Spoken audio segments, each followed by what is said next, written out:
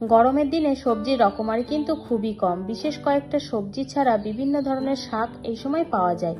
এই বিভিন্ন ধরনের শাকের মধ্যে পুঁই শাক কিন্তু অন্যতম, কারণ এই পুঁই শাকের বিভিন্ন রকমের পদ যতটা বানানো যায় অন্য শাকের কিন্তু এত পদ হয় না। নমস্কার বন্ধুরা, ভাই বোনের হেসেল ঘরে সবাইকে স্বাগত। আজ আমি চিংড়ি মাছ দিয়ে পুঁই শাকের একটা ভিন্ন স্বাদের রেসিপি নিয়ে চলে এসেছি।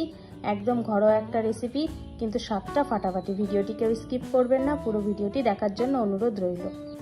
আজকের রেসিপির জন্য আমি এখানে নিয়েছি কিছুটা পরিমাণে পুঁই শাক। পুঁই শাকটাকে আমি ছোট ছোট করে কেটে নিয়েছি। এখানে এই ডাঁটাগুলোকে ছোট সাইজ করে নিয়েছি এবং পাতাগুলোকেও একটু ঝিরিঝিরি করে কেটে নিয়েছি। আর নিয়েছি দুটো মাঝারি মাপের আলু, ডুমু ডুমু করে কেটেছি একটু বড় সাইজ করে। আর এখানে নিয়েছি 200 গ্রাম চিংড়ি মাছ। চিংড়ি মাছটা আমি ভালোভাবে খোলা ছাড়িয়ে ধুয়ে নিয়েছি। সবার প্রথমে এই যে পুঁই শাক এবং আলুটা আমি নিয়েছি, এটা আমি প্রেসার কুকারে একটা সিটি মেরে নেব। আজকের এই রেসিপিটায় এই পুঁই শাকটাকে যদি একটু সিদ্ধ করে নেওয়া যায় না, তাহলে এই রেসিপিটা খেতে কিন্তু বেশি ভালো লাগে। আপনারা চাইলে কড়াইতেও সিদ্ধ করে নিতে পারেন, সেক্ষেত্রে সময়টা একটু বেশি লাগবে। আমি প্রেসার কুকারে জাস্ট একটা সিটি মেরে নেব। তার জন্য একটা প্রেসার কুকার নিয়ে নিলাম। এবার আমি এর মধ্যে পুঁই শাকের ডাঁটা, আলু, পাতা সবকিছুই দিয়ে দিলাম। আর এর মধ্যে দিয়ে দেবো 5টা কাঁচা লঙ্কা চেরা। ঝালটা অবশ্যই নিজেদের স্বাদ বুঝে দেবেন। আর হাফ চামচ লবণ, হাফ চামচ হলুদ গুঁড়ো, আর দিয়ে দেবো 1 কাপ মতো জল। এবার মুখটাকে আটকে সিদ্ধ বসিয়ে দেবো।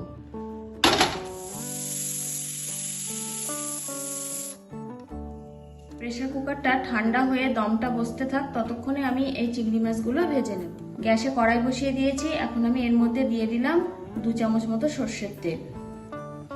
তেলটা গরম হয়ে গেছে। এখন আমি এর মধ্যে চিংড়ি মাছটা দিয়ে দেবো। চিংড়ি মাছে আমি লবণ ও হলুদটা মাখিয়ে নেব। চিংড়ি মাছটা হালকা ভাজা হয়ে গেছে। এবার আমি এগুলো তেল থেকে তুলে নিলাম। মাছ ভাজার কড়াইতেই আমি আবারও 1 চামচ মতো সর্ষের তেল দিয়ে দিলাম। এটা গরম হয়ে গেছে। এখন আমি এর মধ্যে ফোড়নে দিয়ে দেবো হাফ চামচ 5 ফোড়ন, 2টো শুকনো লঙ্কা। ফোড়নটা হালকা একটু ভেজে নেব। এবার এর মধ্যে দিয়ে দেব একটা মাঝারি সাইজের পেঁয়াজ কুচি। পেঁয়াজটা তেলে একটু ভেজে নেব হালকা। পেঁয়াজটা হালকা তেলে ভেজে নিয়েছি। এবার আমি এর মধ্যে দিয়ে দেবো 8 থেকে 10 কোয়া রসুন থেতো করে নেওয়া, সেটা আমি দিয়ে দিচ্ছি। এখানে খুব বেশি আমি বাটিনি, এখানে আমি হালকা থেতো করে নিয়েছি। রসুনটাও তেলের সাথে হালকা একটু নাড়াচাড়া করে নেব। রসুনটা আমি এখানে খুব বেশি ভাজবো না, কারণ এই রেসিপিটাতে দুটো জিনিসের ফ্লেভারটা, স্বাদ এবং গন্ধ দুটোই কিন্তু বাড়িয়ে দেয়। এক হলো এই রসুন, আর একটা উপকরণ আমি পরে বলছি। রসুনটা হালকা ভেজে নেওয়া হয়ে গেছে। এবার আমি এর মধ্যে দিয়ে দেবো একটা মাঝারি সাইজের টমেটো কুচি। সব উপকরণগুলো তেলের সাথে বেশ ভালোভাবে আমার ভাজা হয়ে গেছে। এবার আমি এর মধ্যে অ্যাড করবো কিছু গুঁড়ো মশলা। প্রথমে দিয়ে দিলাম হাফ চামচ লবণ। যেহেতু পুঁই শাক সিদ্ধর সময় আমি কিন্তু হাফ চামচ লবণ দিয়েছিলাম, তাই আমি এখানেও হাফ চামচ দিয়ে দিলাম।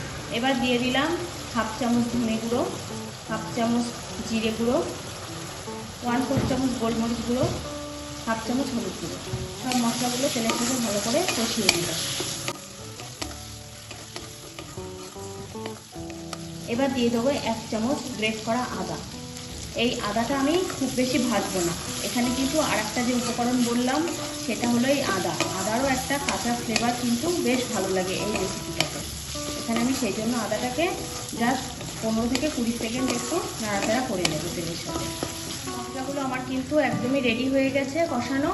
এবার আমি এর মধ্যে দিয়ে দেবো সিদ্ধ করে রাখা পুঁই শাক এবং আলুটা। এটা আমি আর নামানোটা দেখাতে পারিনি, যেহেতু ভিডিওটা অনেক বড় হয়ে যায়।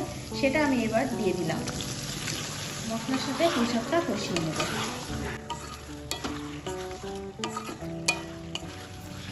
এখানে সিদ্ধ করে আমি কিন্তু পুঁই শাকের জলটা ফেলিনি, সবটাই নিয়েছি। এবার মশলার সাথে ভালো করে কষিয়ে নেব। 1 থেকে 1.5 মিনিট আমি পুঁই শাকটা মশলার সাথে কষিয়ে নিয়েছি। এবার আমি এর মধ্যে দিয়ে দেবো ভেজে রাখা চিংড়িগুলো।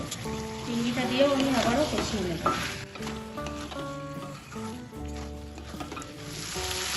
পুঁই শাকটা মশলার সাথে আবার আমি 2 থেকে 3 মিনিট কষিয়ে নিয়েছি। এবার আমি এর মধ্যে দিয়ে দেবো হাফ কাপ মতো জল। যেহেতু পুঁই শাকটা আমার সিদ্ধ আছে, সেজন্য আমি বেশি জল দেবো না। মশলার সাথে পুঁই শাকটা যাতে পাক হয়ে যায় সেই জন্য আমি দিয়ে দেবো হাফ কাপ মতো জল। দিয়ে দিলাম হাফ চামচ চিনি। এখানে কিন্তু এই রেসিপিটা একটু মিষ্টি হলে খেতে বেশি ভালো লাগবে। আমি কিন্তু আর কোনো রকম লবণ বা হলুদ দেবো না, যেহেতু আমার আগে দুবার লবণ দেওয়া আছে, সেই জন্য আমি এবার টেস্ট করে যদি প্রয়োজন হয় তাহলে আমি দেবো, না হলে না। এবার ভালোভাবে এটা মিশিয়ে নিলাম। সব কিছুর ফ্লেভার যাতে ভালোভাবে মিশে যায় তার জন্য আমি 2 থেকে 3 মিনিটের জন্য ঢাকা দিয়ে দিলাম। 2 থেকে 3 মিনিট হয়ে গেছে, আমি এবার ঢাকাটা খুলে নিলাম। হালকা হাতে বাড়িতে নেড়ে দেবো। আমি একটু টেস্ট করে দেখলাম এখানে একটু লবণ কম লেগেছে আমার, সেই জন্য আমি সামান্য একটু লবণ অ্যাড করলাম। এবার এটা ভালোভাবে মিশিয়ে নেব। ঝোলটা পুরোপুরি শুকিয়ে গেছে, তরকারিটা কিন্তু বেশ মাখা মাখা মতন হয়ে গেছে, আমার রান্নাটা কিন্তু কমপ্লিট হয়ে গেছে। এবার আমি এর মধ্যে অ্যাড করব সামান্য একটু গরম মশলা গুঁড়ো। এই রেসিপিটা কিন্তু গরম গরম ভাত বা রুটির সাথে খেতে কিন্তু অসাধারণ লাগে। আমার রান্নাটা পুরোপুরি কমপ্লিট হয়ে গেছে, এবার আমি এটা নামিয়ে নেব, গ্যাসটাকে অফ করে দিলাম।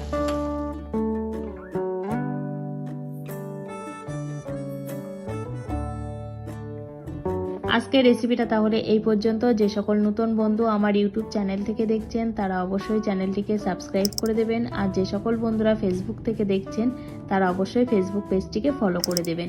আজ তাহলে এই পর্যন্ত, দেখা হচ্ছে পরের কোনো নতুন রেসিপিতে।